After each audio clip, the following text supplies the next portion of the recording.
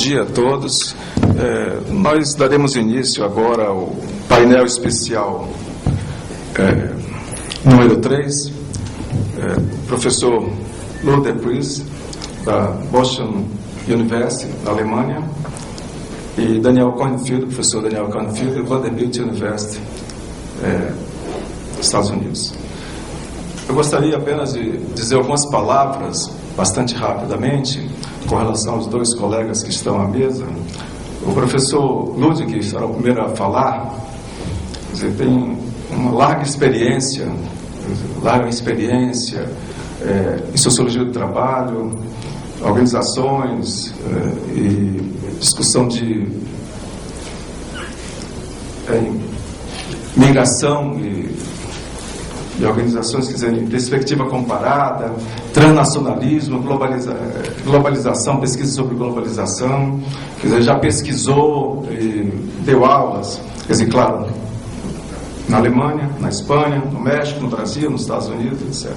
Quer dizer, tem um número absolutamente expressivo de livros publicados, livros editados, no sentido de livros que ele coordenou também, artigos publicados em revistas,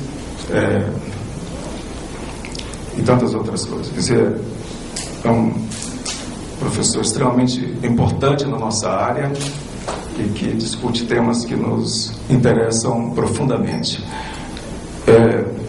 O professor Dan Kornfield, em primeiro lugar, é professor da Vanderbilt Universidade, ele é editor da revista Work and Occupations também. Você tem uma série de interesses de pesquisa, quer dizer, o trabalho dele de pesquisa, seja Work and Occupation mesmo, quer dizer, Labor Market, Labor Movement, Labor Management Relations, Immigration, quer dizer, imigração, enfim, essas coisas fundamentais que também nos interessam e muito. E muitos textos publicados, muitos livros publicados, quer dizer, artigos publicados e tantas outras coisas. Eles são dois grandes autores da nossa área, dois grandes pesquisadores também, e que falarão em espanhol. Falar em espanhol. Eu falei em português, mas eu queria dizer que eles são muito bem-vindos. We are welcome to a last serving Congress. It's very important for us. Thank you very much. Professor Lothar, desculpa. Até meia hora. O professor Lothar precisa viajar agora, tem que pegar o avião, o táxi 1h da tarde. Então, até quer dizer, ele vai começar, mas teria meia hora. Depois o professor Dan Kornfield também teria meia hora. Depois a gente poderia abrir para debate. Ok? Muito obrigado. Professor Lothar. Bueno, más que nada, al inicio quisiera agradecer la invitación de exponer aquí en el Congreso de ALAS. Agradecer especialmente a la presidenta de ALAS, Marce de Paula Leite, que ya nos conocimos desde hace, no sé, más que casi unos 30 años, casi 20 años. Sí. Bueno, cuando viví en México y hace 20 años participé en los preparativos del primer congreso y también en sacar la revista, junto con otros colegas que están aquí presentes, nunca jamás me hubiera imaginado que la revista y la asociación tendrán tanta vida y tanta dinámica muy rica. Y eso creo que nos demuestra que más vale cooperar, más vale, en vez de competir y en vez de los roces, en vez de los malentendidos, más vale cooperar, más vale olvidarse de quizás algún conflicto, de algún debate, de alguna discusión fuerte que uno tiene con otros, sino que más ganamos todos si nos reunamos y seguimos cooperando en el espíritu de ALAS. El tema que yo me propuse es la regulación laboral en el capitalismo globalizado con interrogante. ¿Es posible regular el trabajo en tiempos de globalización? Eso más o menos era mi afán de hablar hoy, y mi mensaje es: no es tan fácil pero no es imposible regular el capitalismo globalizado. Y yo quisiera presentar un acercamiento institucionalista, digamos, con un marco, una propuesta conceptual de rango medio, digamos. Cuando me llegó en la mesa el trabajo y sus organizaciones, me di cuenta que no cabe exactamente en esto, y por lo mismo tenía que aplicar un truque, de tal manera que primero voy a hablar del tema de esa mesa, el trabajo y sus organizaciones, y voy a preguntar qué trabajo y qué organizaciones es lo que estamos hablando de. Segundo, voy a tratar este argumento casi estándar. Vivimos en un capitalismo globalizado, los sindicatos son nacionales, entonces todo es fatal, no hay ninguna solución. A cambio, yo voy a cambiar el tema de la mesa de el trabajo y sus organizaciones hacia el trabajo y sus instituciones. ¿Cuáles son las instituciones sociales que estructuran el trabajo y también la regulación laboral? Y con esto me llevo al cuarto punto, donde voy a presentar una propuesta que es no nada muy innovador, sino una integración de varias tradiciones de pensamiento sobre este tema. Empezamos con el primero. ¿A qué trabajo y a qué organizaciones nos referimos? Bueno, primero, eso también refleja la riqueza de este congreso, otra vez para mí. Si nos referimos al tipo de trabajo de que estamos hablando, tenemos tanto el trabajo clásico industrial, tenemos el sector primario, que tiene una significancia entre Chile y México completamente diferente. En algunos casos el sector extractivo es muy importante, en otros es el agropecuario, como en Argentina, etc. ¿A qué tipo de trabajo nos referimos cuando hablamos del sector de servicio? ¿Es el sector de servicio muy formalizado? ¿O nos referimos al otro rango, que son el trabajo informal, supuestamente atípico? ¿Pero qué es atípico en tiempos donde no hay trabajo típico? ¿Cuál es el trabajo típico en América Latina? Eso es un artículo que yo saqué con Rana Dombo en una de las primeras revistas, uno de los primeros números de la revista de trabajo. Y también la cuestión de incluir el trabajo no remunerado, de hogar, de cuidado, el trabajo familiar, las faenas, el trabajo comunitario, etc. Todo esto abarca el trabajo a que nos podemos referir. Y después vienen todos los debates.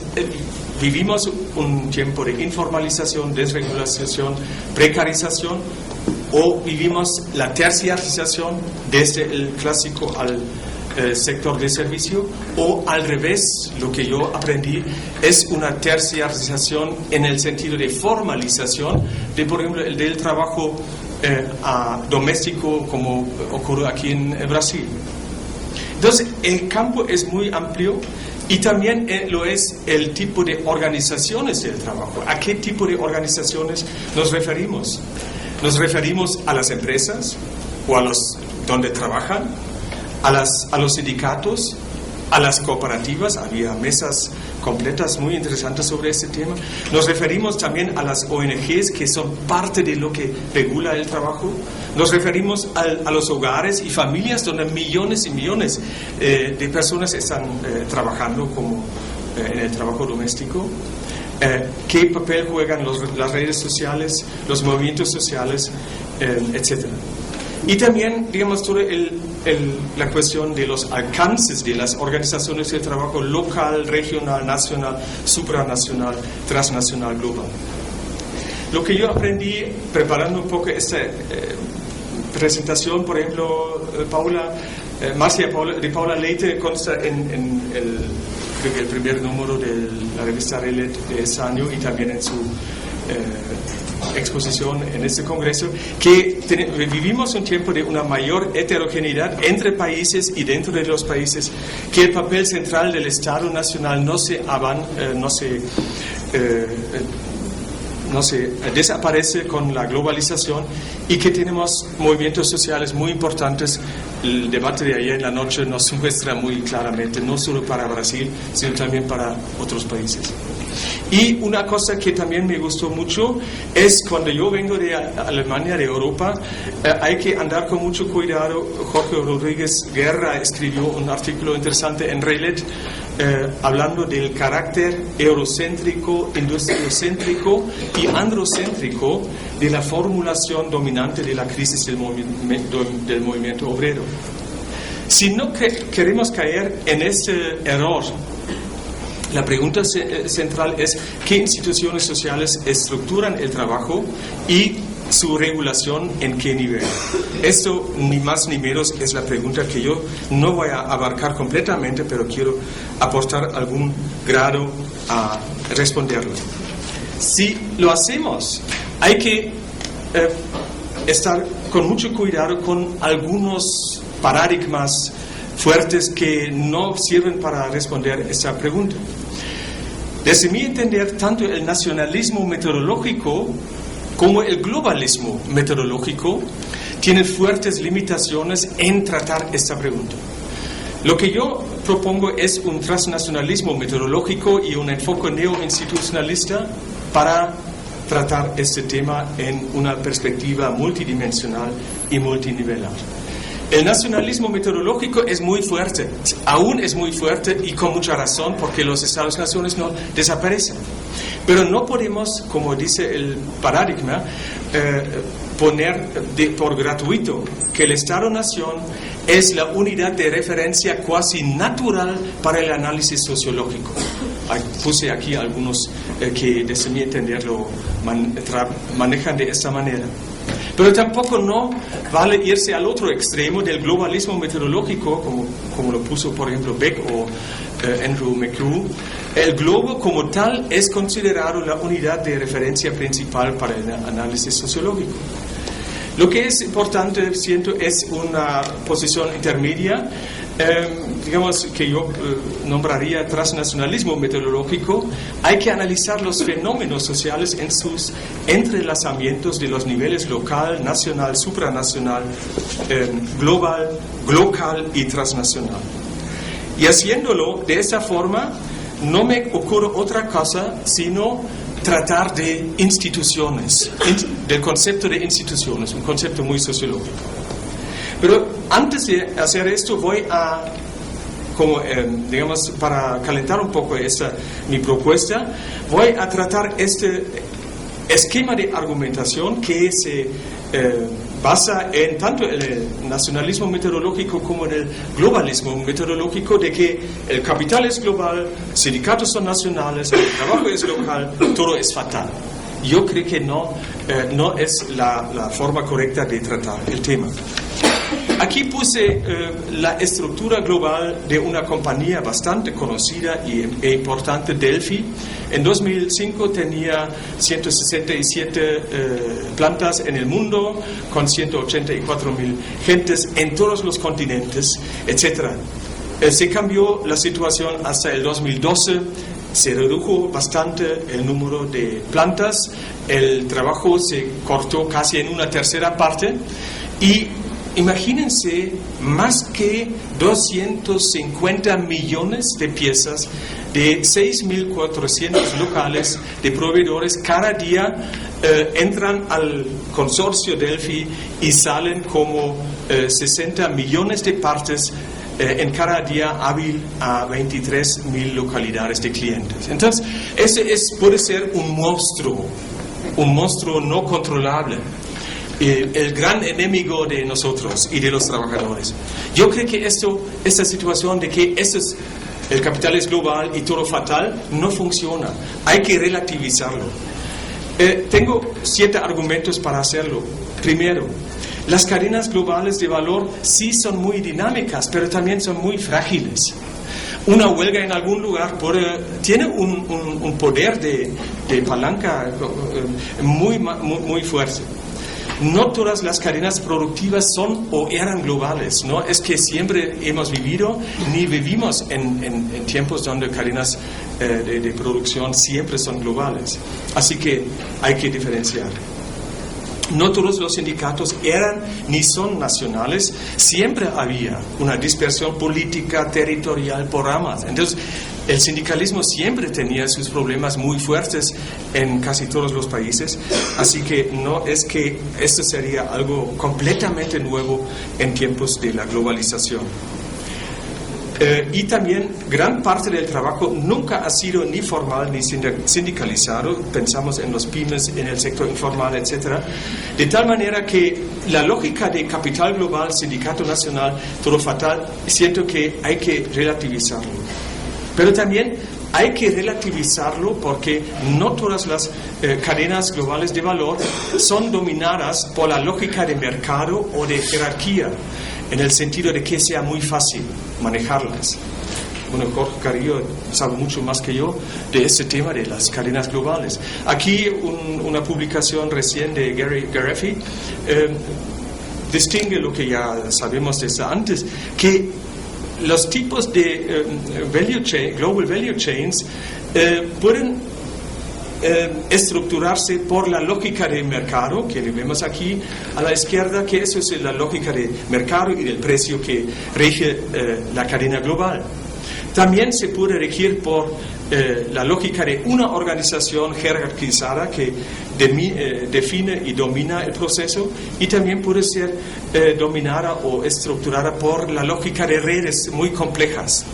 Según esta distinción ya vemos que es muy difícil hablar capital global, porque el capital global, cadenas globales de valor son muy diferenciadas y variadas. Sexto, el terminal del Global Value Chains, los consumidores y también la legitimidad pública pueden pesar mucho sobre la cadena y sobre el comportamiento de las compañías.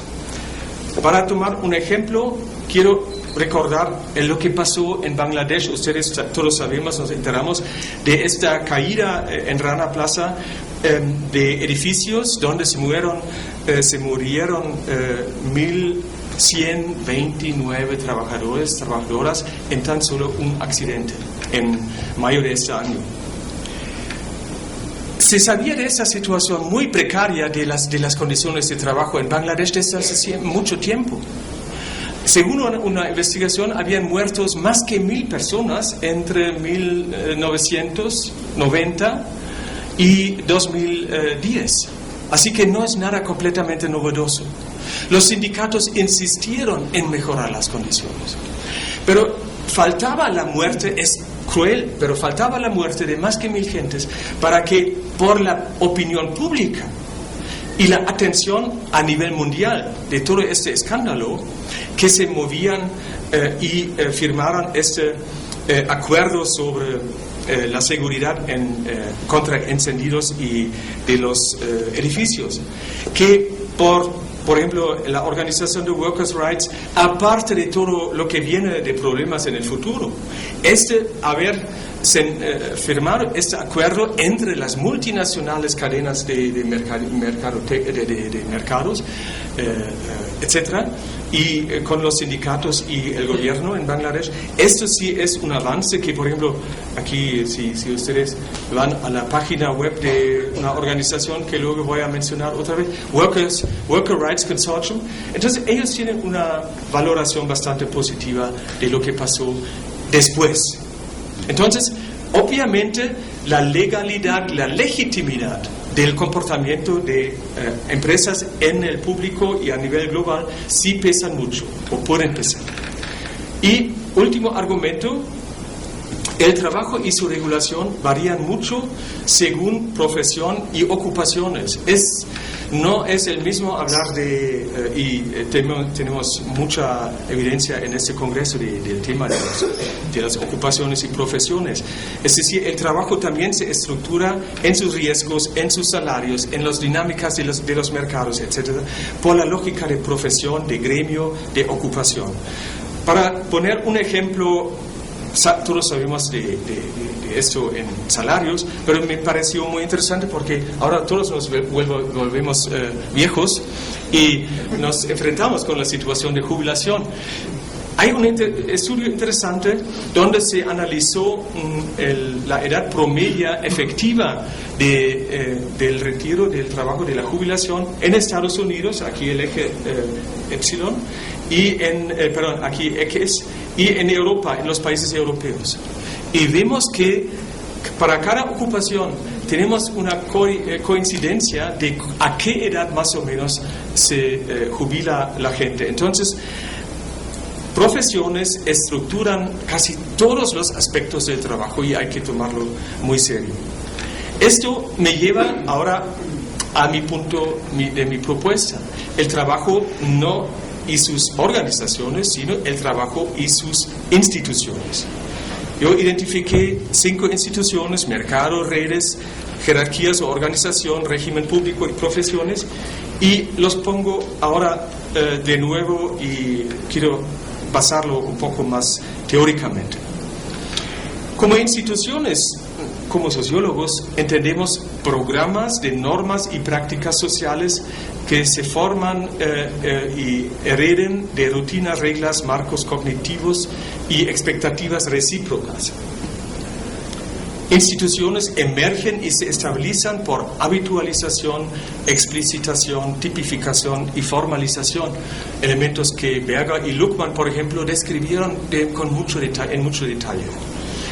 También sabemos que desde Emil Durkheim y otros, el concepto de instituciones es muy crucial y central en la sociología. Las instituciones estructuran determinadas áreas de la vida social y los programas de acción conjuntos para grupos entramados sociales, y las instituciones sociales fundan identidad, integración, estabilidad y predictibilidad en la vida social.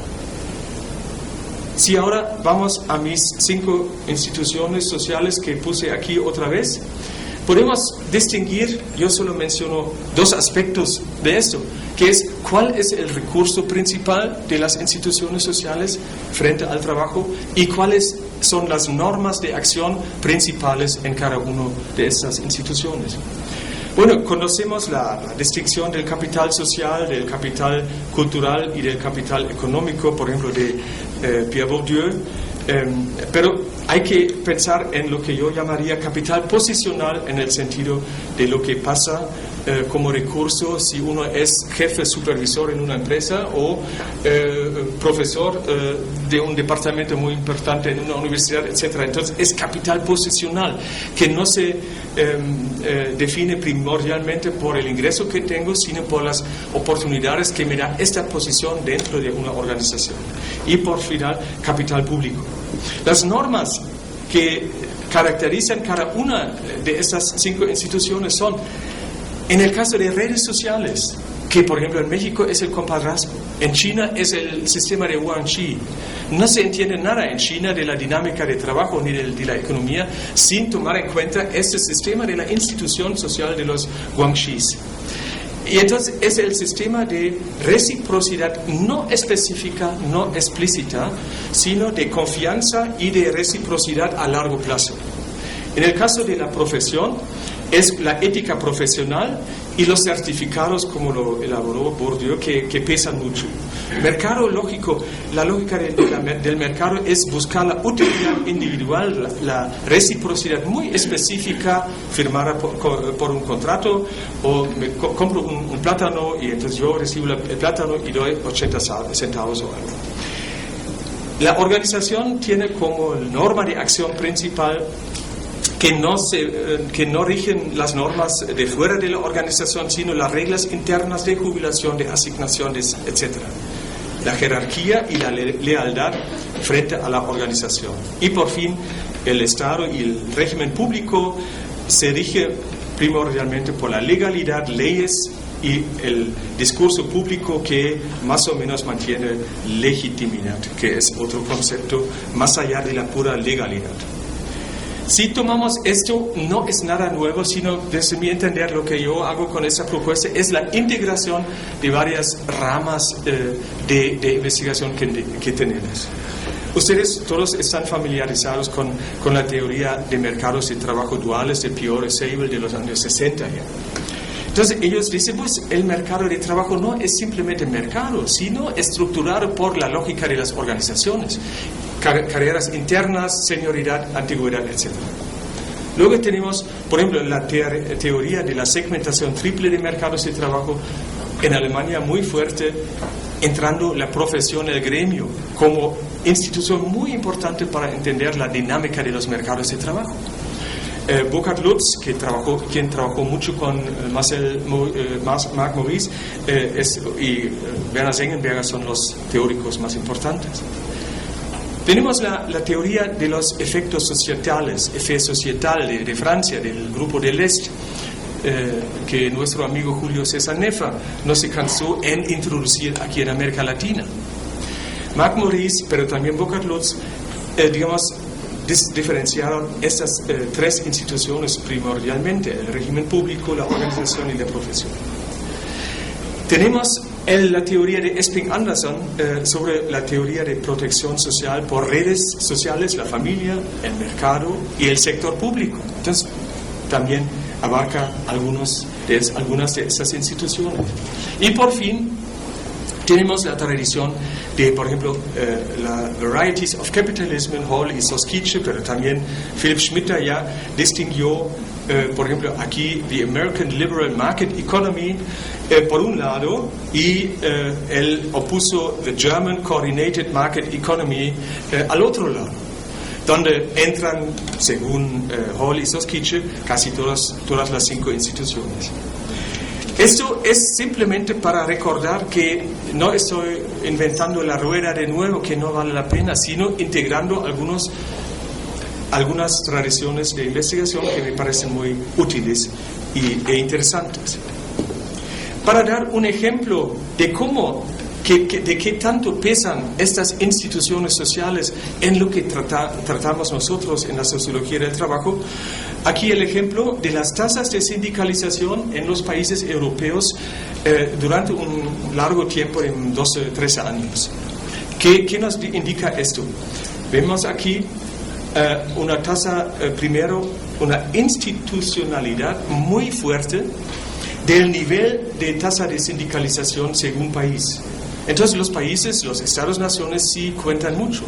Hay arreglos institucionales a nivel nacional que se mantienen fuera de la lógica de globalización. No hay una convergencia en las tasas de sindicalización, sino simplemente una fuerte estabilidad en la institucionalidad de lo que es el sindicalismo. Para explicar la estabilidad aquí arriba de los países nórdicos, hay que conocer el sistema de Ghent, el Ghent System, que deja participar a los sindicatos en la administración de los seguros de desempleo, y por eso es que la tasa de sindicalización es tan alta y casi no se baja. Segundo, lo que vemos es que no hay convergencia, y tercero, lo que vemos es hay una cierta recuperación en algunos países de la tasa de sindicalización en años recientes después de la crisis. Imagínense aquí los países de Irlanda, Italia, incluso en Alemania tenemos señales de algún cierto recuperamiento, en Finlandia, etcétera, aquí arriba. Entonces, esto me indica que tratando sindicalización no es posible sin referirse al complejo conjunto de instituciones sociales que organizan, que estructuran esto. Un segundo ejemplo. Yo siento que si ustedes van a ver, no hay ningún continente, no hay ningún país en todo el mundo que tenga una documentación tan buena, mientras tanto, sobre esto, lo que son los asuntos laborales, que es la Unión Europea. Si ustedes, por ejemplo, van aquí a la Industrial Relations in Europe, es un informe de 200 páginas con información muy adecuada para todos los países. Aquí vemos los 27 de la Unión Europea. Aquí tenemos la columna aquí es la Union Density, tasa de sindicalización. Segundo, Employer Density, y la oscura es bargaining coverage, es decir, el porcentaje de trabajadores cubiertos por un contrato colectivo. ¿Y qué nos dice la gráfica? Que hay una variedad increíble de las combinaciones entre estos tres factores. Hay la densidad de sindicatos no necesariamente corresponde a la densidad de los empresarios, si ustedes ven bien los países. Segundo, la densidad de sindicalismo y la densidad de empresarios no corresponde directamente a la cobertura de contratos colectivos.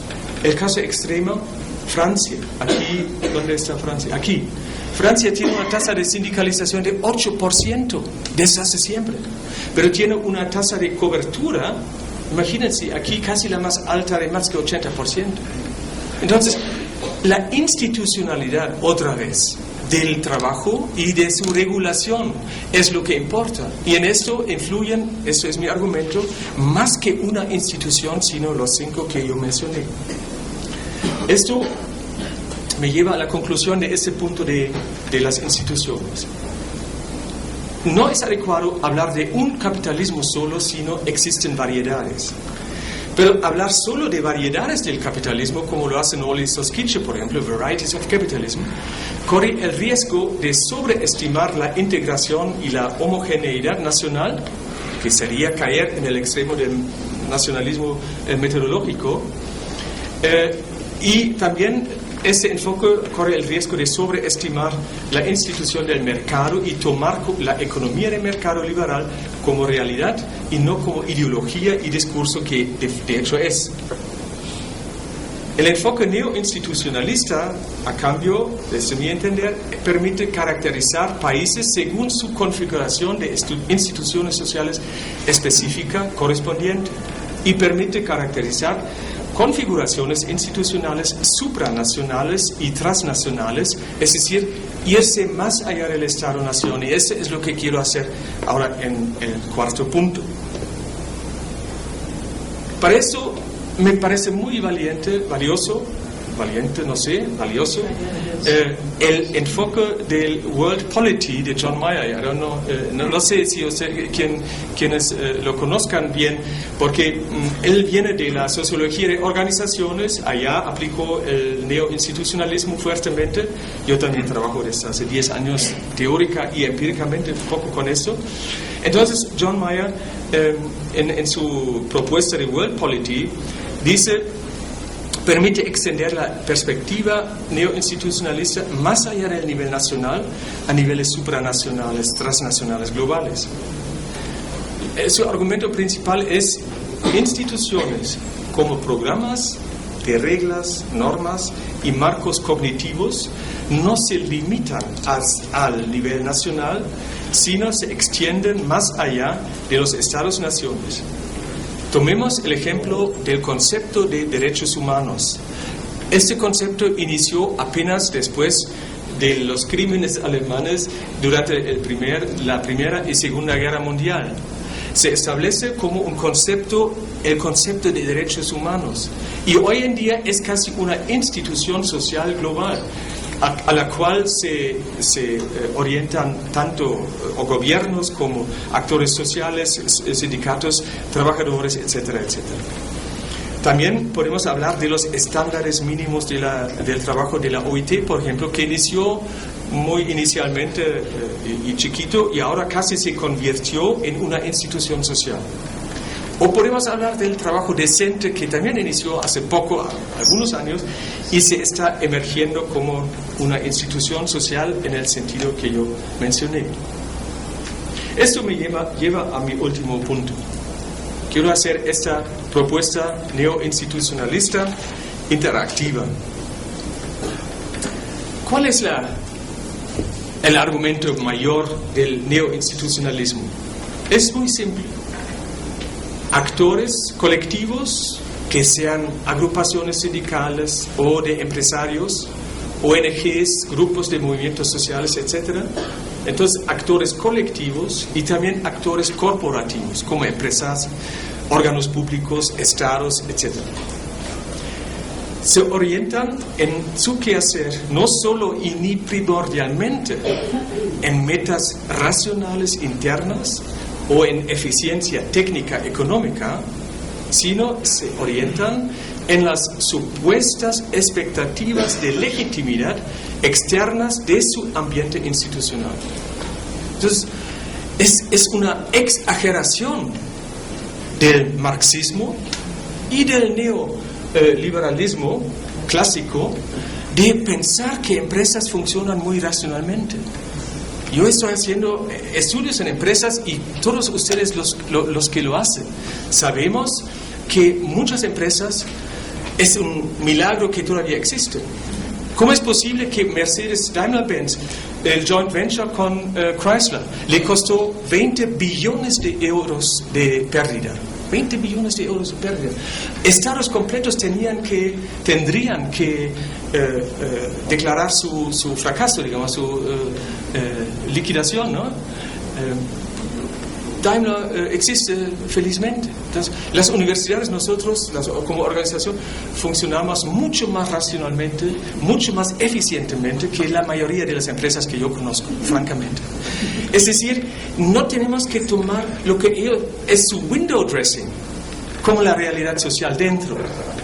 Y esto hay tanta evidencia empírica del comportamiento de empresas, de actores colectivos y corporativos, en que se orientan en lo que ellos piensan que son las expectativas de legitimidad que vienen de fuera. Segundo argumento, actores colectivos y actores corporativos se adaptan por procesos de isomorfía a aquellos actores organizacionales de su ambiente institucional que consideran como los modelos que hay que seguir. Modelos de eficiencia, de racionalidad, de moralidad, de ética, de legitimidad, etc. Hay estudios muy buenos en los años 70 cuando viene el auge de los PCs. Empresas que no tenían PC, de un momento al otro piensan, pues soy empresa tradicional, atrasada, si no tengo PCs. Nunca jamás hicieron un cálculo de qué tan eficiente sería introducir PCs, sino introducen PCs porque es parte de la modernidad. Y hoy en día las modas de las gerenciales siguen la misma lógica. Si tomamos estos dos puntos, estos dos supuestos fuertes del neoinstitucionalismo, podemos distinguir tres bases primordialmente, y esto es de un trabajo de Richard Scott, creo que es bien conocido Richard Scott, en su trabajo muy interesante, Institutions and Organizations, les recomiendo, es la segunda edición aquí. Entonces él distingue tres bases diferentes de legitimidad en la cual se orientan los actores colectivos y corporativos. Es una base regulativa, que son, digamos, simplemente las leyes, las reglas legales y formales. Pero también en un nivel de los sistemas relacionales, yo simplifico aquí mucho, él tiene un modelo mucho más sofisticado, también es el sistema de gobernancia y la relación de poderes, porque la pura ley no dice mucho sobre la base regulativa. Lo vemos en el caso de Bangladesh. Había una ley que no había ni una acusación ni un juicio en contra de algún empresario de estos 1,000 muertos hasta el año mayo de 2013. Entonces no solo es la base legal de leyes, sino también es el sistema de poderes, como digamos el sistema relacional en esta base regulativa.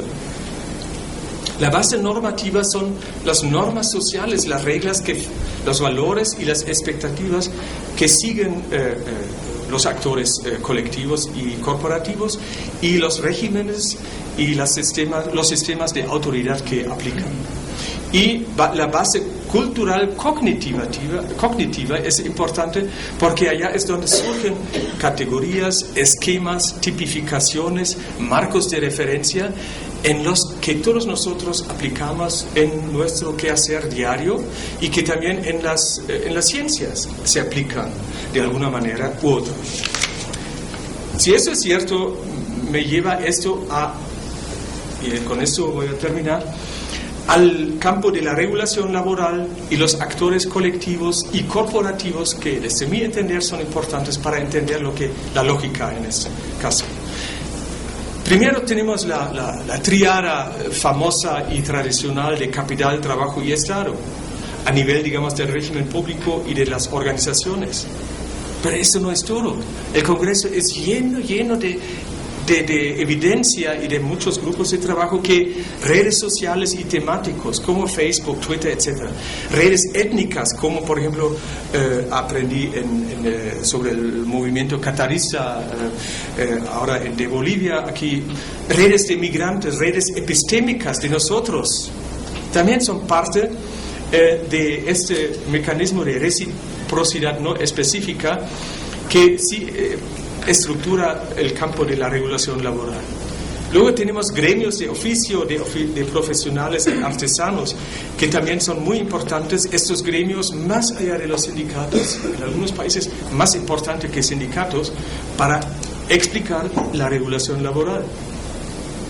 Y también la lógica de la competitividad entre actores de capitales, actores de profesionales, profesionistas y de agrupaciones de intereses. A veces competencia entre varios sindicatos es más fuerte y más importante para explicar la dinámica de un conflicto laboral que la misma contradicción capital-trabajo. Eso tenemos miles de ejemplos. Si hay que ampliar de esa manera, digamos, el marco de lo que es la regulación laboral en la perspectiva de estas 5 instituciones, podemos combinarlo con esta lógica de pensar en la base regulativa, normativa y cognitiva, donde por supuesto el régimen público es más extenso en lo que se refiere a la base regulativa, leyes, etcétera, la formalidad, y la base cognitiva más bien viene de las redes sociales, de movimientos sociales, etcétera. Y para terminar, solo voy a dar ejemplos de qué se trata y cómo se puede ubicar y analizar varios elementos que son de hecho parte de la regulación laboral transnacional que hoy en día vivimos. Tomemos el ejemplo de Fair Trade. Fair Trade empieza como una figura cognitiva, como digamos aquí en la base cognitiva. Como la idea de, pues el comercio debe ser justo. Hoy en día es una organización bastante poderosa en Estados Unidos y en otros países. Y tenemos en Alemania, en muchos países, Fair Trade como un label muy establecido que organiza mi decisión de comprar cosas, de hecho. Social networks, digamos redes sociales, ya platicamos de esto, que son muy cruciales. Para dar un ejemplo, aquí de manera, por ejemplo, Respect, Rights, Equality, Solidarity, Power, Europe Corporation. Es una red, empezó como red personal de mujeres migrantes trabajando en diferentes países europeos en el trabajo doméstico. Hoy en día ya es una organización bastante importante que digamos que ya se fue de la pura idea de social network hacia casi una organización. Tenemos campañas, muchas veces Fair Trade también era outcome de campañas. A nivel de la profesionalidad, tenemos todo un chorro de una multiplicidad de personas profesionistas de lo laboral, tanto en la OIT como en European Trade Union Institute a nivel europeo, los European Works Councils, por ejemplo, los comités de empresa europeos que tienen miles y miles de personas bien especializados en asuntos de regulación laboral transnacional, y la organización Workers' Rights Corporation que ya mencioné. Tenemos agencias independientes que son muy importantes, por ejemplo, para checar cadenas de producción globales con respecto a Fair Trade, etc. Si hacemos un análisis, hay cientos de agencias de este tipo en casi cada país más o menos grande. Tenemos el Dow Jones Sustainability Group Index, que para mí firma un poco aquí en este nivel de la lógica del mercado, pero es muy importante, no hay que subestimar esto. No sé si conozcan el Dow Jones Sustainability Group Index, que sí define criterios muy claros del comportamiento de empresas, y cada año te da un valor. Y según esto, las acciones que tienes en este fondo bajan o suben. Entonces, no es que no tenga ni un impacto en el comportamiento. Labels, ya mencionamos de eso. La campaña de Naciones Unidas Global Compact Tenemos una ley a nivel europeo de información y consultación de los trabajadores, lógica de monitoring, decent work, que no voy a profundizar mucho, pero por ejemplo, el trabajo decente ya no es nada, no es solamente una figura cognitiva, una idea, sino ya tenemos un manual for trainers, es decir, ya hay el desarrollo de un profesionalismo a nivel mundial, global casi, y por ejemplo aquí en Brasil creo que ya tenía impacto fuerte en mayo de ese año cuando se concluyó la nueva ley, ¿no? Donde ya había sobre el trabajo doméstico. Así que siento que estos son ejemplos como instituciones sociales transnacionales que van más allá de la legislación nacional tienen un impacto muy fuerte a niveles diferentes. IFAs, International Framework Agreements, tenemos cientos y cientos de acuerdos, marcos para empresas grandes, que tengo estudiantes ya concluyeron varias tesis de doctorado sobre cómo funcionan estos International Framework Agreements. Tenemos los European Works Councils y los comités de los trabajadores a nivel mundial. Tenemos las Multinational Guidelines de la OCDE y OECD Watch, una ONG muy importante en esto. Y por fin tenemos los Minimum Standards de la ILO.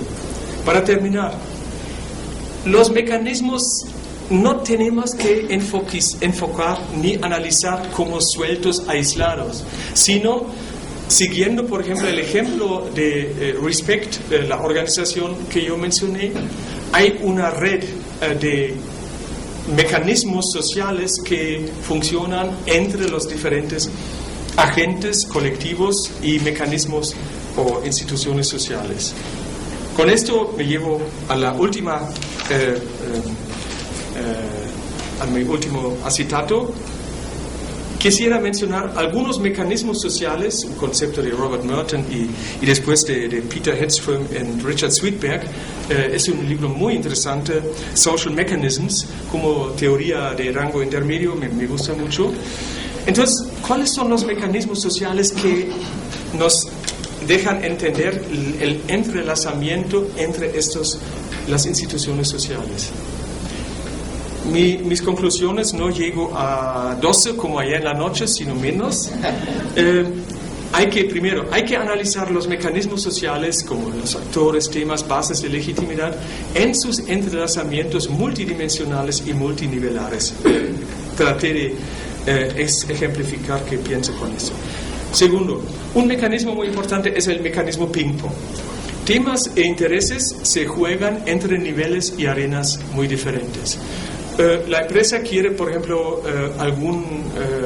horas extras o cierre de una planta, lo que sea, lo que conocemos de varios estudios. Entonces, la parte del sindicato puede ceder en algún nivel local, pero gana en otro nivel, digamos, a nivel europeo, etc. Ese mecanismo ping-pong también se conoce muy bien de los estudios sobre derechos de mujeres después de la conferencia de Beijing. El efecto boomerang o billar es temas e intereses se juegan y refuerzan sobre las bandas. Entonces, si quiero fair trade, por ejemplo, aprieto las tuercas en otro campo para influir sobre esto de forma indirecta. Hay un mecanismo social de negocios o negociaciones condicionadas. Temas e intereses de diferentes arenas y niveles se combinan y negocian en paquete. Si tú me concedes esto, yo te doy en otro arena o tema otra cosa. Quinto, hay un efecto de lavina. Temas marginales se engrandecen y dinamizan por efectos no intentados de acción intencional. Este concepto de Robert Merton. No vamos a entender lo que pasa en Brasil o en Turquía sin estos mecanismos sociales de efectos de lavina. También del efecto dominó, que es que temas, conflictos y negociaciones específicas inducen a una cadena de dinámicas siguientes. el efecto de gato no del animal, sino para levantar el coche. El efecto de gato es resolviendo temas pequeños y aparentemente marginales, se prepara para mover temas más grandes.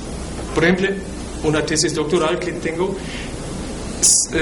concluye muy claramente que la negociación de los acuerdos marcos a nivel europeo a los sindicatos les sirven y sirven algo para tener acceso a empresas. Entonces, no es simplemente el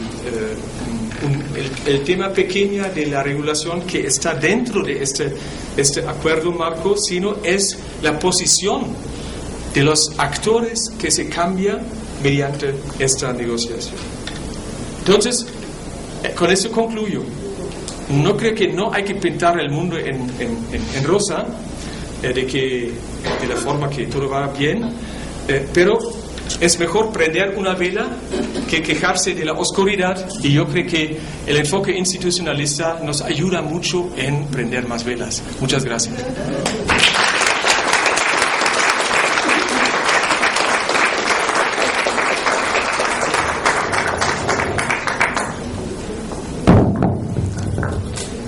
Muito obrigado, professor Lúcia. Vou passar a palavra agora ao professor Daniel Cornfield para fazer a sua exposição.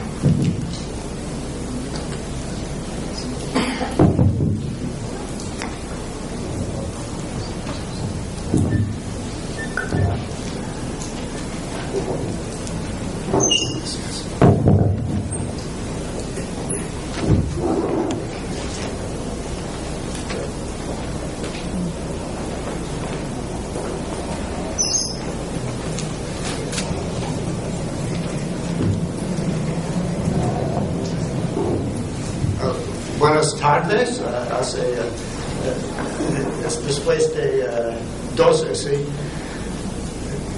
Buenas tardes, y es un gran placer reunir con mis muchos amigos de esta organización y encontrar nuevos amigos, y les agradezco mucho a Last y al presidente, mi amigo de muchos años, Marcia Paula Leete.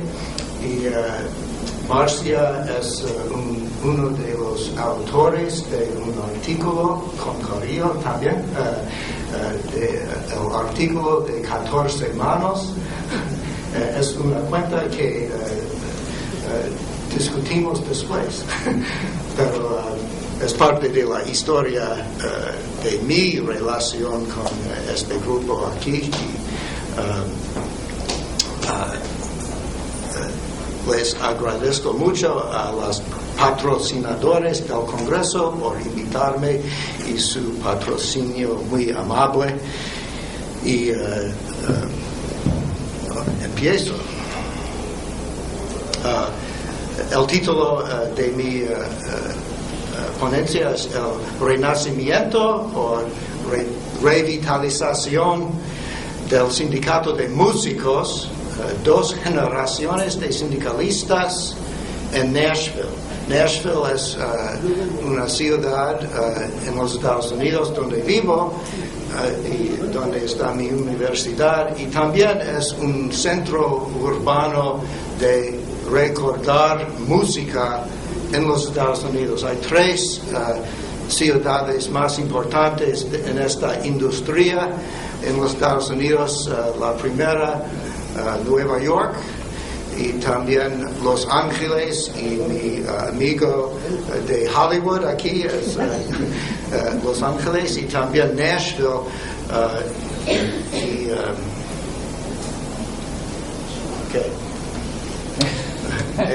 Empiezo con fotos.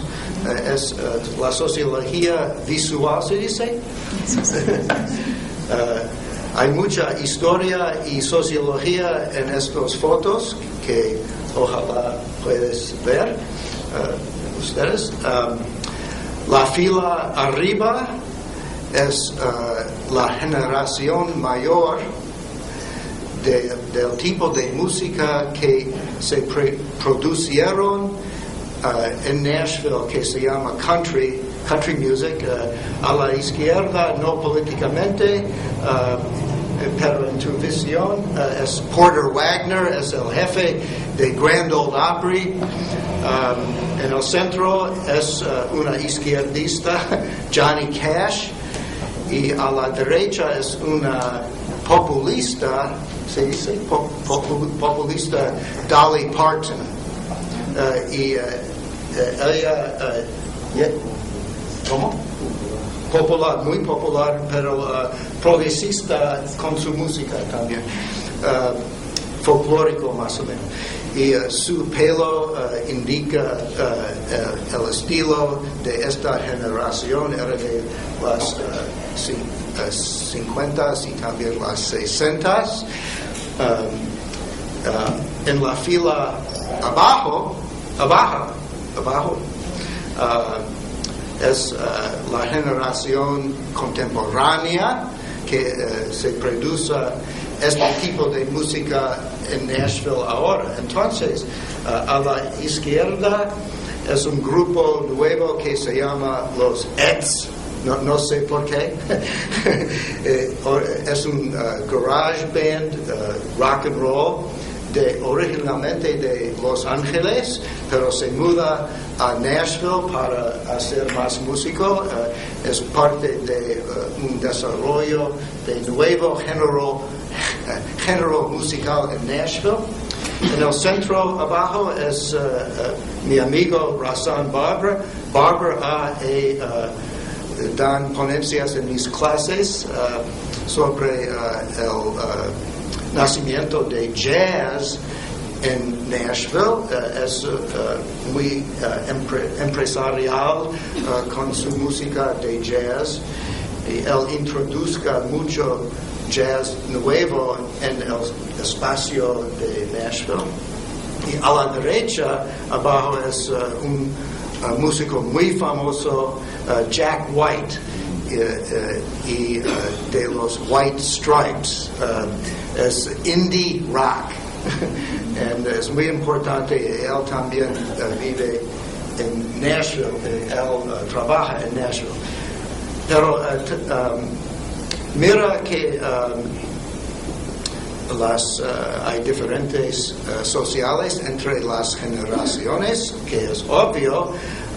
Arriba es blanco, la raza, sí, y abajo es mezclado, es el nuevo mundo abajo.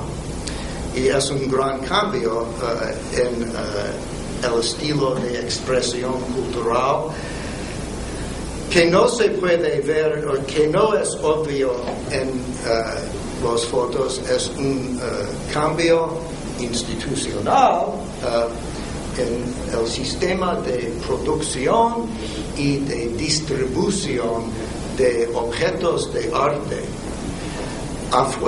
Arriba, esta generación producieron y distribuyeron en un sistema burocrático de grandes empresas por radio y por comunicaciones de masa, ¿se dice? Sí. Abajo, la generación nueva está basado en autoproducción en la casa, con su propio tecnológico, autodistribución por internet y por funciones en vivo.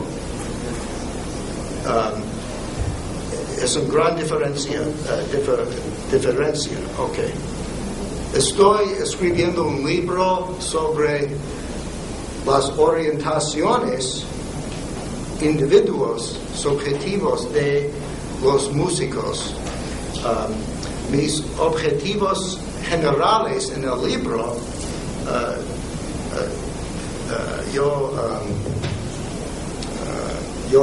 yo pongo el proyecto en lo siguiente contexto. En nuestra época en los Estados Unidos, neoliberal y post-burocrático, es una época del empleo precario de servicios y sindicatos débiles y cayendo. Es una época de la crisis de desigualdad creciente y de la individualización del riesgo de Ulrich Beck. Mi proyecto de investigación está dirigida a lo siguiente. Primero, yo quiero desarrollar a una sociología que se llama en inglés change agents, agentes de cambio, activistas, actores de acción. No sé cómo se traducir. ¿Sabía? ¿Cómo? Ok. Específicamente en el sector de los artes, pero es una tendencia más grande de los artes, porque es el main drift, como C. Wright Mills dice, de la economía y de la relación del empleo en los Estados Unidos en esta dirección. El segundo objetivo, la definición de agente de cambio artístico, es una profesional artística y visionaria quien construye comunidades ocupacionales artísticos. Es un problema de Durkheim, como dice Luther, y es un problema de nuevas normas en un momento de anomía. Okay, entonces, anomía, sí. Mi definición también es basado en un momento institucional y histórico también, porque los agentes de cambio existe durante una época que consiste en el sistema de producción y distribución de obras artísticas que se transforma ahora desde un sistema de grandes empresas burocráticos y distribución hasta un sistema post-burocrático de empresarios artísticos indie y de autoproducción y autodistribución. Entonces, mi concepto de agente de cambio y la tipología que yo voy a presentarte no es para todos los tiempos de historia de humano. Es para una época que tiene estas características institucionales. La pesquisa está centrada en la orientación del agente hacia las siguientes orientaciones: hacia éxito. ¿Qué significa éxito en la mente del agente? Audiencia, hay varias audiencias. Riesgo, especialmente el fuente de riesgo. Y también la fuente de su inspiración original, perseguir una carrera musical. El análisis examina la asociación entre, por un lado, la orientación del agente y por el otro lado, el modo de que el agente crea, llega a ser y representa varios roles individuales y colectivos de estarse agente de cambio. Esto es la razón de mi sociología en este proyecto. Para esta ponencia específicamente es de un capítulo de mi libro. El sindicalista, el líder de un sindicato, de los músicos, en este caso, es un rol colectiva en el repertorio de roles de agente de cambio en el sector de artes. Entonces yo observé 3 roles que no menciona aquí. Uno es sindicalista, pero otro rol de agente de cambio es empresario social y también empresario artístico. Pero hoy me voy a discutir con ustedes solamente el sindicalista, ¿ok? Pero es parte de un más grande repertorio de roles de cambio, agentes de cambio. Aquí yo desarrollo a una tipología de 2 generaciones de sindicalistas. Y la tipología consiste en 2 cross-cutting, intersectando dimensiones. Una es la época de su liderazgo. Entonces, la mayor generación de los 60 hasta 90 más o menos, y la nueva generación contemporánea. Y la otra dimensión es su modo de representación del rol de sindicalista. Informalmente, adentro del sindicato, hay algunos sindicalistas que funcionan con relaciones externas del sindicato para atraer nuevos miembros y hacer negociaciones colectivas. Hay otros líderes o sindicalistas que operan adentro del sindicato para construir solidaridad o sostenerse unidad entre los miembros de varios faccionales internos del sindicato. Un poco de mi inspiración sociológica para esta parte de análisis es el sociólogo famoso norteamericano que se llama C. Wright Mills. Su primer libro de 48 era intitulado The New Men of Power, los hombres nuevos poderosos, quizás. Era un estudio de sindicalistas norteamericanos. Y su punto, Mills, su punto es que la orientación del sindicalista se depende en el tipo de sindicato.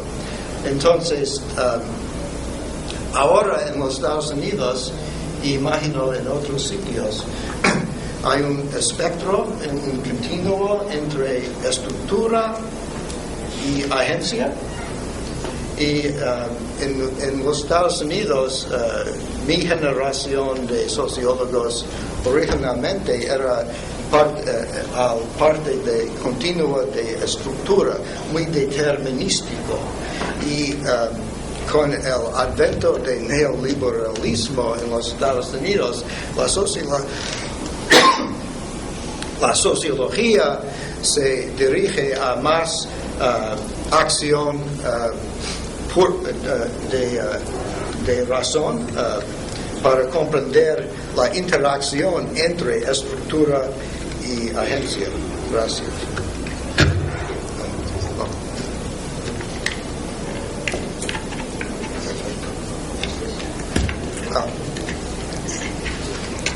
Perfecto. Okay, thank you. Okay. Hay mucha investigación en los Estados Unidos sobre el renacimiento del sindicalismo, porque ahora en los Estados Unidos, durante los últimos 50 años, era una caída en el nivel del sindicalismo en los Estados Unidos. Ahora es muy bajo. Menos que 10% de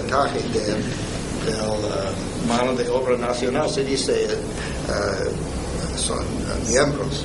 Es muy bajo. Entonces hay mucha investigación para comprender la revitalización del sindicalismo en Estados Unidos, y hay varios temas, hay 8 temas típicamente: globalización, el rol del Estado, resistencia de los empleadores, cambio tecnológico, actitudes contra el sindicalismo de los white collar workers, facciones sociales dentro del movimiento, el sindicato como burocracia y acciones y técnicas sindicales.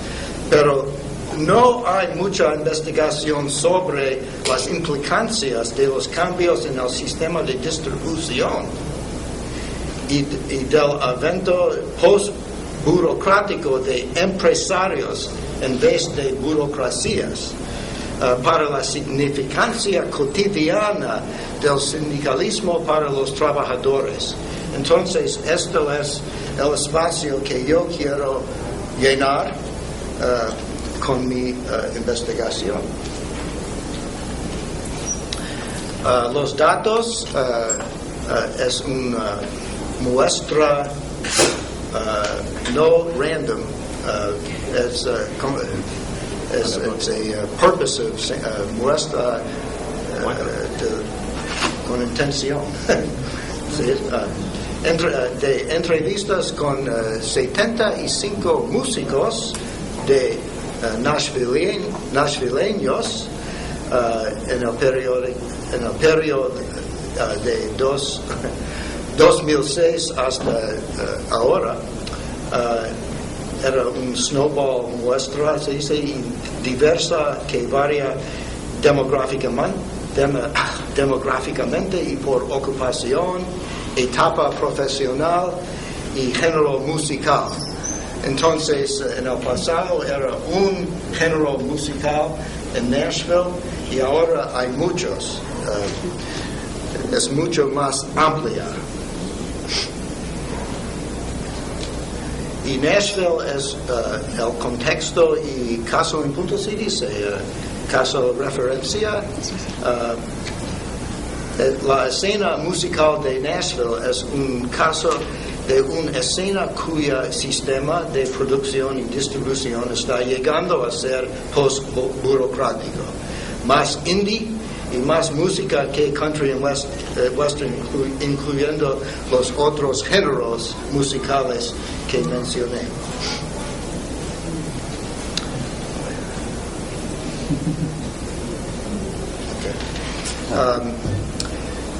En 2008 era un gran conflicto, una lucha adentro del sindicato de músicos en Nashville. Es un sindicato local, ¿cómo se dice? Local, importante en la industria, porque Nashville es importante en la industria. Entonces, este sindicato es en el centro de la política de los músicos nacionalmente, y era una es muy raro para una campaña del presidente del sindicato. Típicamente no hay competición para este rol. Es la misma persona cada vez.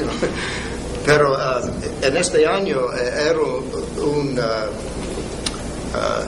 conflicto, y el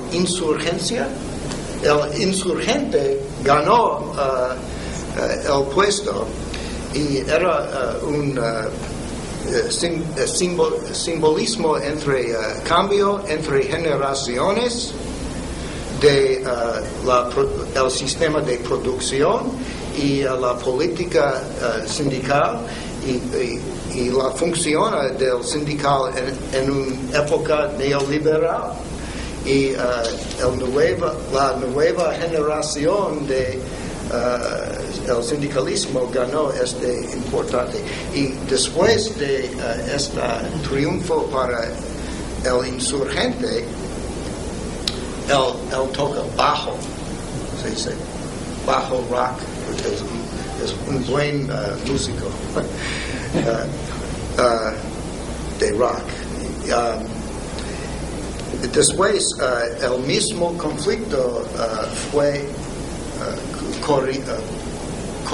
corrió arriba en el Sindicato Nacional de Músicos, y era un cambio de liderazgo del mismo tipo nacionalmente. Empezó en Nashville, pero difundió arriba. Okay. Esto es mi tipología que yo derivé de observaciones y entrevistas directos con líderes. Okay. La razón de esta tipología es categorizar las acciones de los sindicalistas por dos dimensiones. Las columnas son dos épocas. Entonces, a la izquierda, esta columna es la época de los mayores, la época burocrática. A la derecha, esta columna es la época contemporánea. Las filas indican dos tipos de roles, representa el rol de sindicalista. La fila arriba es el rol de sindicalizarse, de atraer más miembros al sindicato. Y la fila abajo es el rol de hacer unidad dentro del sindicato. Okay. Entonces hay cuatro tipos, y yo voy a volver a esto en un momento. Yo tengo excerptos de las entrevistas de cuatro, un ejemplo de cuatro líderes que con que yo hablé. Rick es un líder de organizarse y es mayor.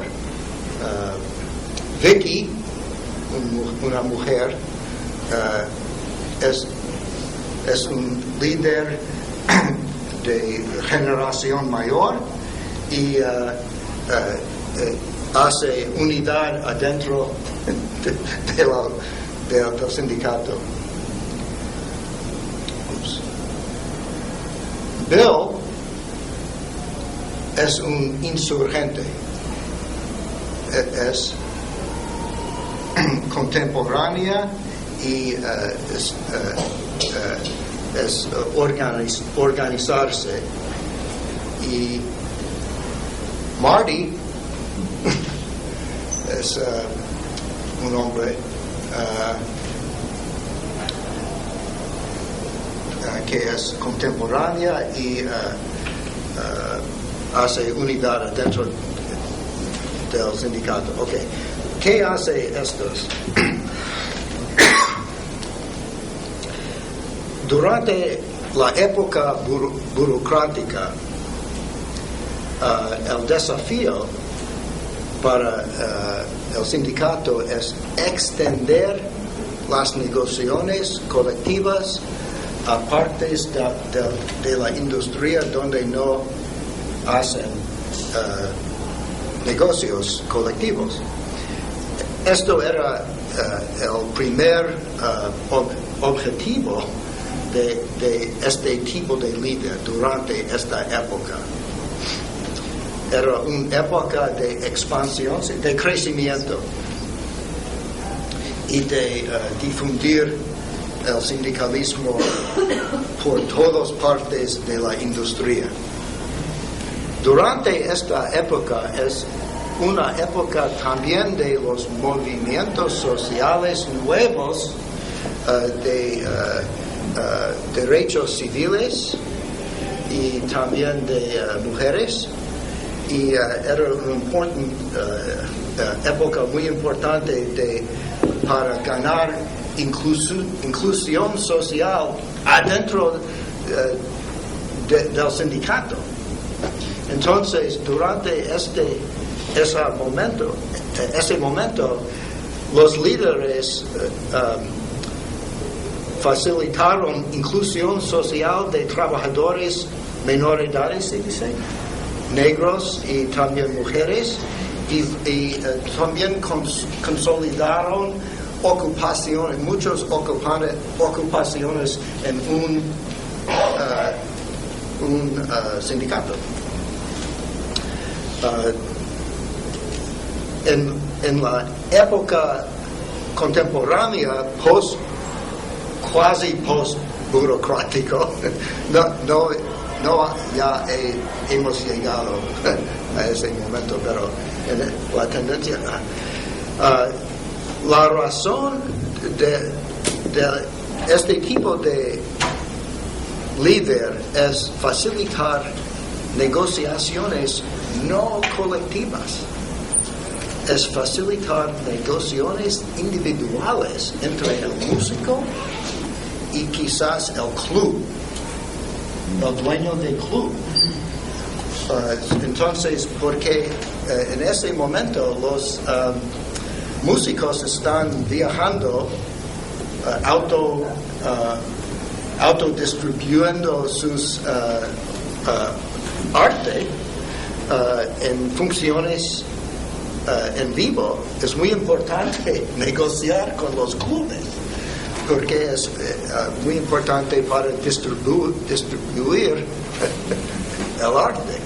Entonces, este tipo de sindicato está innovando con varios mecanismos y acuerdos para hacer este tipo de negociación. Ahora, adentro del sindicato, el desafío ahora es el conflicto entre grupos por edad, las dos generaciones. Menos que temas de inclusión social de los 60 y mucho más que por edad. Entonces, la mayor generación de miembros adentro del sindicato son de época burocrático y ellos no pueden operar como empresarios, porque no son especialistas, no son generalistas y empresarios. Entonces, el sindicato tiene que atraer los jóvenes también para crecer, porque ahora el nivel es muy bajo. Entonces, el problema de solidaridad adentro del sindicato ahora es entre grupos por edad. Y ahora yo paro a ese momento, no tengo gran conclusiones ahora, porque estoy escribiendo el libro ahora, pero esto es la dirección de que yo voy. Gracias. Muito obrigado.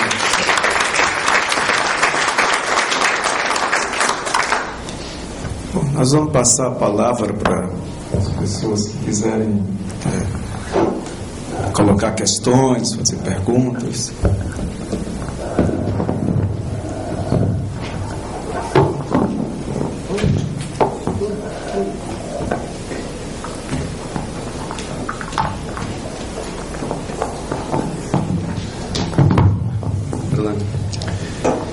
Bueno, apreciar mucho la mesa y las contribuciones, apreciar mucho el esfuerzo de idioma y de presentación que han hecho, yo creo que es extraordinario. Y bueno, el estímulo intelectual del trabajo que nos presentan es realmente muy valioso. En el caso de Ludger, yo creo que es una tradición ya que debemos de reconocer. Estos 20 años que él refería, o 25, o no sé cuántos sean, pero han sido años en que sus contribuciones han sido realmente estimulantes, y el día de hoy tenemos una prueba de ello. Entonces no tengo más que agradecer sinceramente ese esfuerzo. Ahora, tu formulación tiene un pie muy fuerte, creo yo, en estas ideas de Powell y Di Maggio que presentaron en los 80s. Esta idea de Iron Cage, que había que revisitar, ¿no? La jaula de hierro, recordándonos cómo justamente, y creo que es el punto de quiebre de su contribución, decirnos, hay un cambio casi de época que se está marcando, y ese cambio significaba el tránsito de organizaciones regidas por la eficiencia en la idea tradicional burocrática weberiana hacia organizaciones que crecientemente se asemejan unas a otras. El desafío que ellos planteaban, vamos a recordar, decía, los intelectuales, los académicos nos preguntamos por un mundo diferenciado, cuando lo que tenemos enfrente es un mundo que crecientemente se asemeja. Entonces, decían, lo que nosotros aprendemos es que en este cambio de época es el tránsito de esa jaula de hierro por condiciones de eficiencia hacia un mundo que crecientemente se por condiciones de legitimidad y de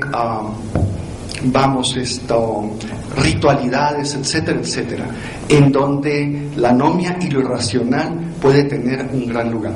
Bueno, mi punto es este. El punto de énfasis es organizaciones, no instituciones.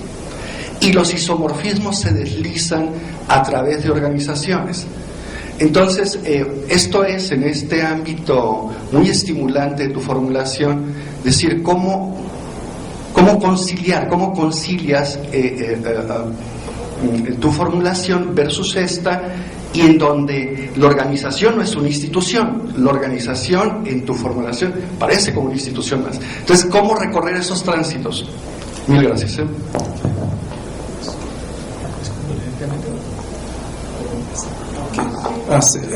Talvez seja só um minutinho. A Márcia queria falar também.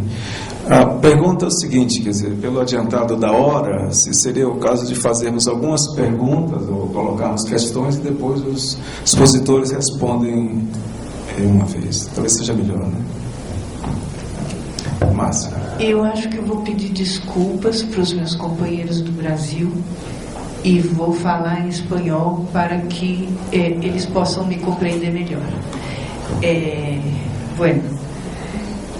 Me gustaría de felicitar la mesa, muy interesante la presentación de los dos, y me gustaría decir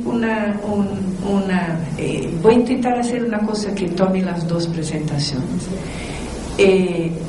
Empezando por la presentación de Ludger, me gustó mucho, Ludger, tu presentación. Creo que es de hecho una contribución, porque creo que estamos discutiendo aquí en varios momentos de varias actividades de este Congreso la cosa de lo que es global y lo que es nacional, lo que puede ser entendido como nacional, local. Desde la apertura, por las mesas, me hizo una pregunta Martina en la mesa que presenté, que tenía que ver lo que estaba presentando yo con el internacional. Y entonces yo creo que tú planteas una cosa que es muy, muy importante, que es lo siguiente. Bueno, por supuesto no podemos tomar las realidades nacionales, los movimientos nacionales, lo que ocurren a nivel nacional, sin remitirlos a una realidad internacional del nuevo modo de acumulación que está pasando con el capitalismo a nivel internacional, las tendencias de la globalización y todo lo que es general, ¿no? Pero tampoco podemos, y por esto me gustó tanto tu ponencia, ¿no? Tampoco podemos perder de vista lo que hay dinámicas internas, ¿no? Hay dinámicas que son nacionales, porque si no vamos a perder de vista el movimiento social y las relaciones sociales entre las clases y los diferentes grupos y todo esto, ¿no? Porque si todo viene de la tendencia de la globalización, del momento de la acumulación capitalista a nivel general, el movimiento social no importa. No importa, no tiene ninguna importancia porque está todo determinado desde afuera, desde estas grandes tendencias del capitalismo a nivel internacional. Pero tampoco se trata de decir todo tiene que ver con esta dinámica interna y nada es determinado por el global, ¿no? Entonces yo creo que nosotros vivimos un momento de desafío para la sociología, para los sociólogos, que es exactamente hacer este balance entre lo que son las tendencias internacionales y lo que son las tendencias nacionales, ¿no? O sea, por ejemplo, ayer me llamó la atención, ayer discutiendo el movimiento social aquí en Brasil y el impacto de todo esto, me llamó la atención que Elício, que es un investigador de Portugal que está pasando un año sabático aquí en Brasil, se levantó para decir: lo que a mí más me impresionó es que en Europa se hacen movimientos tras movimientos tras movimientos y nada ocurre, y aquí en Brasil, bueno, hicieron un movimiento muy fuerte, por supuesto, pero mucha cosa ocurrió, porque las relaciones sociales son distintas, el gobierno es otro, hay tendencias nacionales, ¿no? O sea, esto importa, y yo creo que hacer este balance entre lo que es el nacional y lo que son las tendencias globales es un reto, ¿no? Entonces me gustaría saber lo que piensa la mesa sobre eso. Y Dan, para ti me impresionó que tu presentación cae como ¿cómo se llama, luva? Cae muy bien en esta discusión, porque yo creo, no sé si estoy leyendo bien la contribución que nos traes, pero a mi juicio tú planteas exactamente una cosa que tiene que ver con la tendencia global del capitalismo, que cambia totalmente la manera como las personas son contratadas o no son contratadas, ¿no? Y te pregunto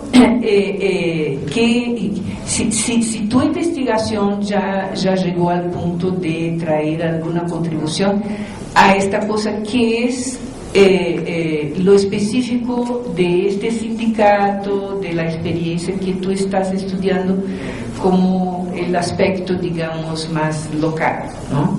Es esto. Gracias.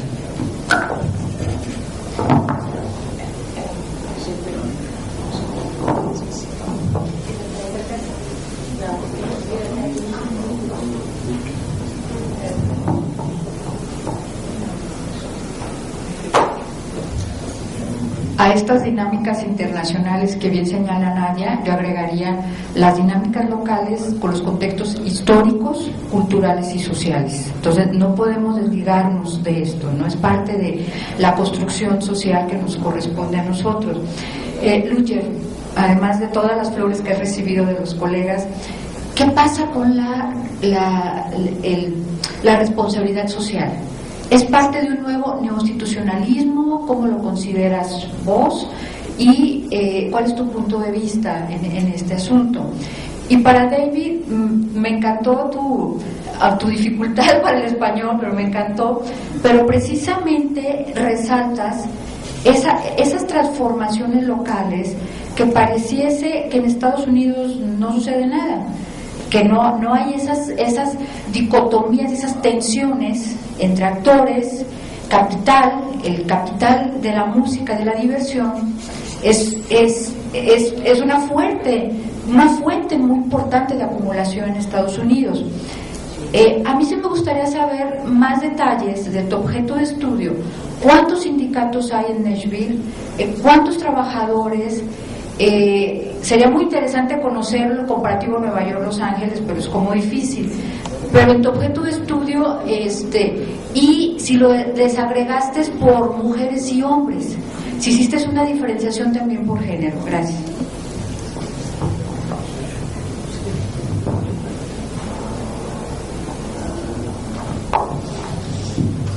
Sí, dos preguntas asociadas. Ludger, digamos, elaboras un poco lo que está prescrito y lo que no está. A mí me parece fantástica la propuesta, porque entre más estudiamos, lo que nos damos cuenta es que nada está determinado y todo es un producto de negociaciones, intenciones y esto. Y entonces, lo que quisiera entender de lo que estás diciendo es que esta dicotomía entre globalización y espacios nacionales, es decir, es una dicotomía muy de caricatura.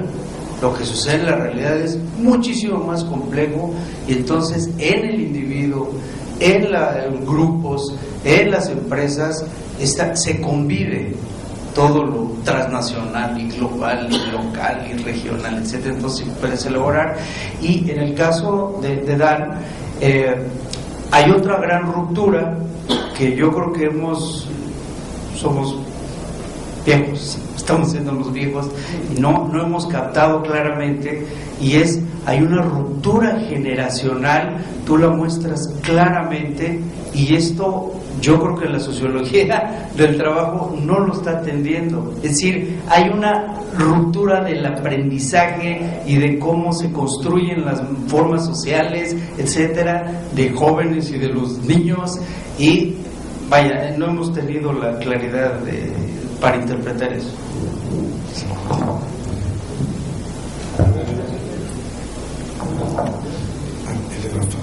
Aprovecho que está aquí. Ludger, el concepto de transnacionalismo metodológico, nada más, si este es el más adecuado, es mi pregunta, si has reflexionado otro concepto. Lo digo por las críticas que recibe el concepto de la perspectiva. Bueno, estoy en el puro transnacionalismo. Sí, has pensado en otro concepto, ¿no? Idean, efectivamente, las nuevas ocupaciones, no solo en el software que un servidor analizó, sino veo que también los artistas, otros empiezan por cuenta propia. No sé si este sea el concepto adecuado, que como trabajador, los artistas pues que se venden a través de internet, de toda su riqueza, etcétera. Si has visualizado algún concepto hacia estas formas de obtener ingresos. Sim. Eu vou passar para o professor Ludger para responder as questões, e em seguida o professor Daniel Cornfield. Bueno, gracias por las preguntas muy acertadas. Con respecto a Alex, estoy completamente de acuerdo, y me doy cuenta que tú hiciste tu doctorado en el otro lado, y allá los pegaron con los clásicos, ¿no?, del neoinstitucionalismo. Claro que es un enfoque que trata de explicar la homogenización de las estructuras de organizaciones de cierto sector, digamos metalúrgico, farmacéutico, lo que sea. Entonces es un enfoque que quiere explicar el comportamiento de organizaciones. Pero lo importante que yo veo es que, y por eso se llama neo-institucional, porque dice en el ambiente, en lo que perciben las organizaciones como actores corporativos, en este caso de empresas, hay casi como hechos sociales en el sentido de Emil Durkheim, instituciones sociales en su ambiente, en el environment, ¿no?, en las afueras de las organizaciones, que ellos perciben como, digamos, las necesidades de legitimación que ellos piensan que tienen que enfocar. Entonces, organizaciones perciben su ambiente mediante y estructurado por las instituciones sociales. Entonces, si una empresa piensa que los consumidores toman en serio la ecología o el fair trade, entonces para la organización este fair trade como expectativa se convierte en una institución social que digamos impone su fuerza sobre el actuar y qué hacer de la organización misma. En ese sentido creo que ellos combinan el comportamiento de organizaciones mediante los efectos de las instituciones sociales, y por eso neoinstitucional. Y lo mismo traté yo de hablar de actores colectivos y actores corporativos que orientan su quehacer, sus decisiones, más en lo que ellos perciben de expectativas de legitimidad desde fuera, que en lo que pasa solamente dentro de la misma organización o del movimiento. Entonces, no sé si esto responde a la pregunta. Hay matices en la tesis del decoupling, de que, digamos, el comportamiento, la estrategia de legitimizarse hacia afuera puede combinarse con mantener la estructura dentro de la fábrica. Hacia afuera digo yo, bueno, yo estoy a favor de fair trade, pero no lo hago en la práctica. Pero este decoupling que principalmente Di Maggio y Powell subrayaron, creo que en la teoría neoinstitucional, en la mayoría de los autores lo criticaron muy fuertemente, porque el decoupling funciona solamente por un periodo limitado. Tú no puedes decir que tú eres un investigador muy bueno, de mucha experiencia internacional y todo eso, por muchos años, porque en algún momento la gente se da cuenta qué pasa realmente. Igual la empresa que hace decoupling, desconecta su discurso hacia afuera de lo que realmente hace adentro, a largo plazo va a tener problemas. Y eso es, por ejemplo, lo que vemos en el caso de Bangladesh o en muchos casos de las cadenas textileras que en Europa dicen, pues cuidamos el ambiente, y no lo hacen. Entonces, yo creo que hay la tesis del decoupling es lo más fuerte que yo veo en eso. Esto se refiere mucho con la pregunta acerca de la responsabilidad social, porque yo siento que lo que aporta el enfoque neoinstitucionalista es que hay un discurso, o hay que orientarse en el nivel de legitimidad que perciben los actores sociales, colectivos y corporativos, y donde el discurso público y, digamos, el nivel de discurso es muy, muy importante para la producción de legitimidad y también para el reclamo y la crítica frente a no cumplir con la legitimidad que un actor corporativo, digamos una empresa, manda hacia afuera. Entonces, muchos de los movimientos nuevos sociales, OECD Watch, por ejemplo, no sé si ustedes lo buscan en el internet, es una organización muy grande que hace nada más sino vigilar qué hacen las multinacionales de la OCDE, organizadas con headquarters en OCDE, países de la OCDE, y donde tienen una lista de las quejas en contra de las empresas, y hacen un chorro de trabajo de monitoring, etcétera, etcétera. Entonces, ¿y cómo lo hacen? No es porque pueden multar ni invaden los edificios, sino es por el discurso público, por publicar en su lista las compañías o los países, lo que hace la OIT con los países que no cumplen con ciertas estipulaciones. Entonces yo creo que el concepto de legitimidad es muy importante también para entender lo que pasa en Brasil hoy en día o en Turquía. Es sin discurso público y legitimidad no vamos a entender la dinámica de los nuevos movimientos sociales y los cambios sociales.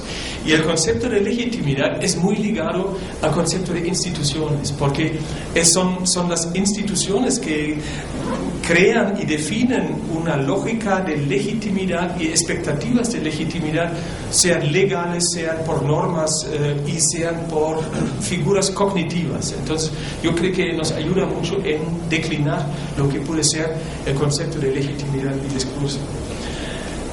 Bueno, Marcia, tú ya mencionaste este problema de irse de un extremo del nacionalismo metodológico al otro, ¿no? Del globalismo.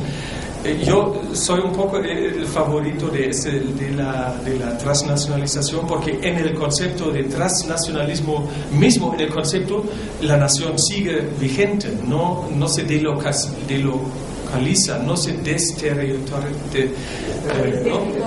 exacto, sino que hay una combinación muy compleja del nivel local, del nivel microregional, del nivel nacional. En Europa es muy importante el nivel macroregional de la Unión Europea.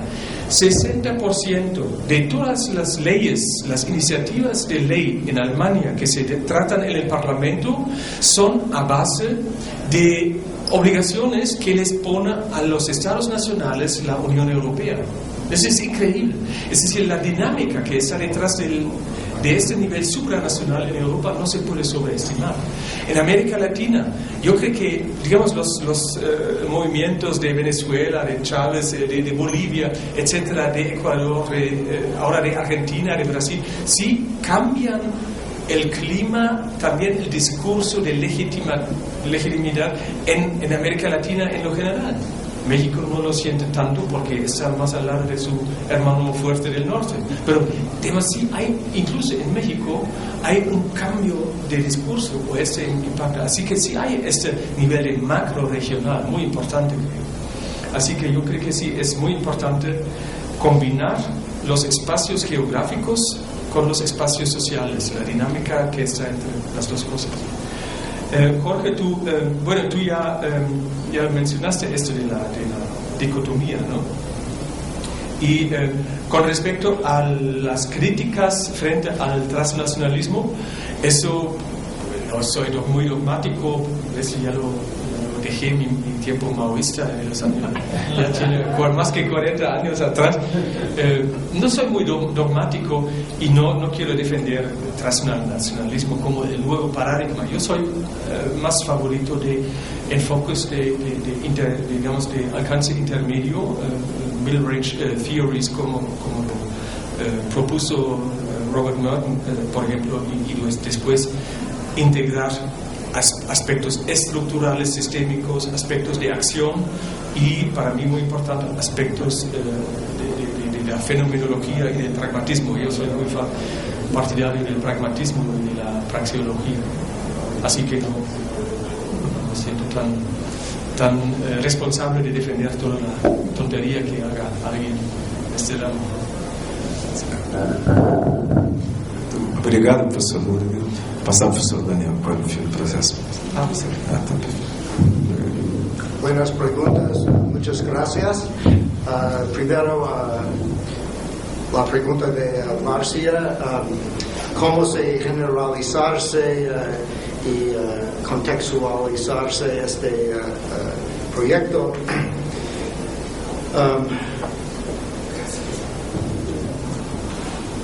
Adiós.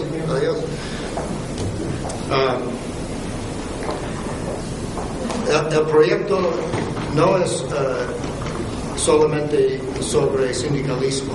El proyecto es un caso de una ecología emergente de agentes de cambio para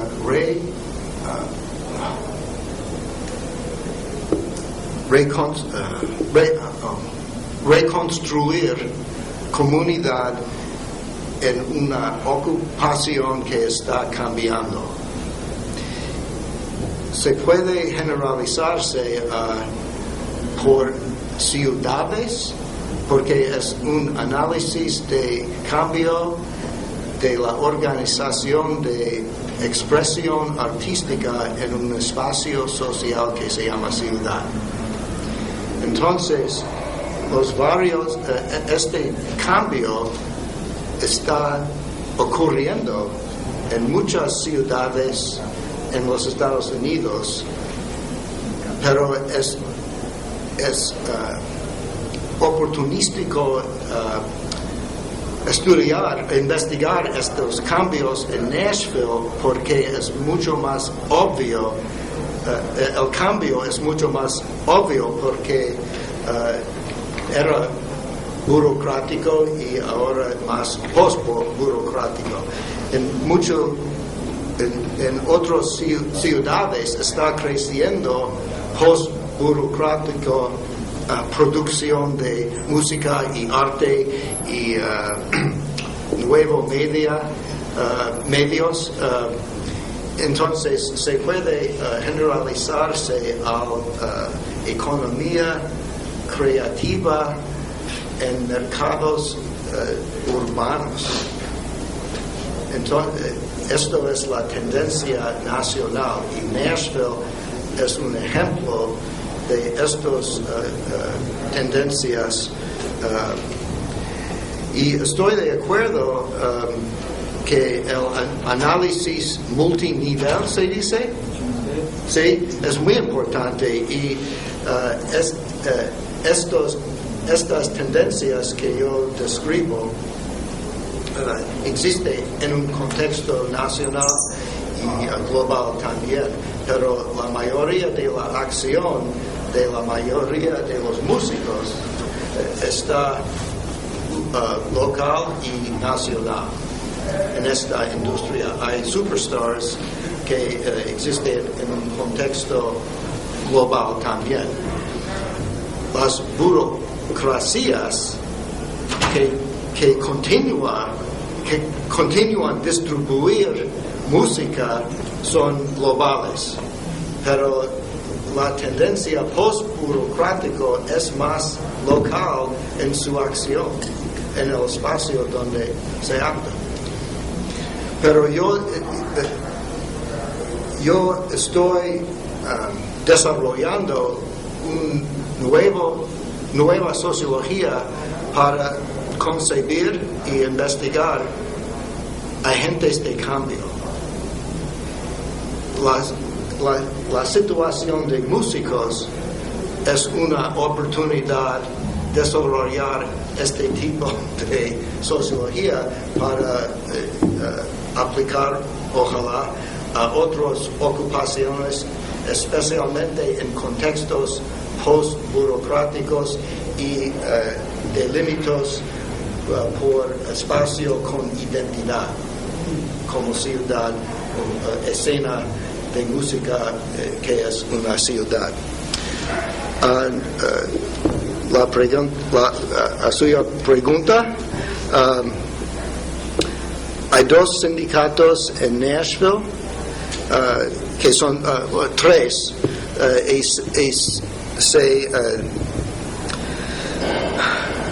son diferentes por ocupación, no de ideología.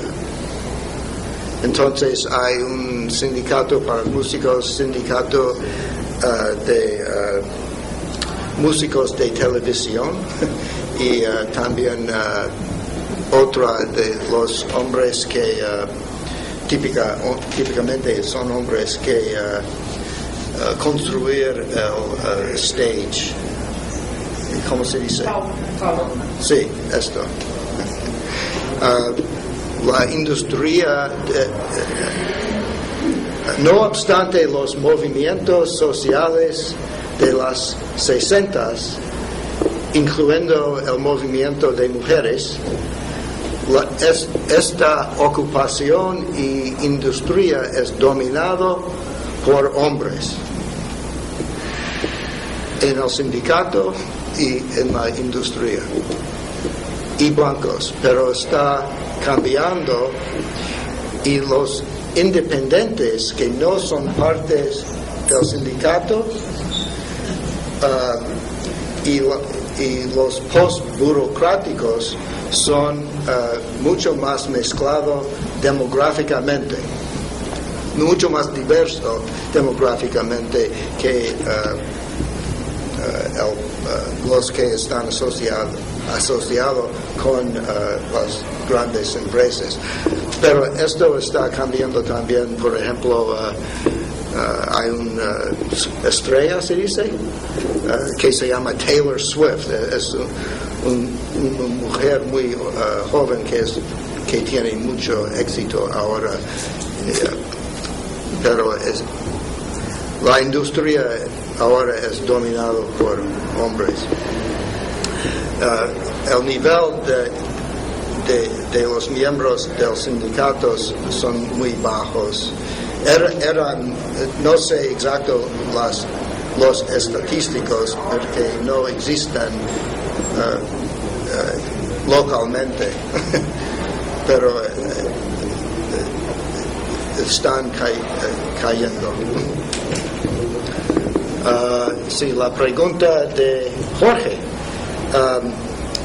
¿qué es la significancia de edad y cambios afuera del lugar de trabajo sociales? ¿Sí? Es muy importante, pregunta muy importante, y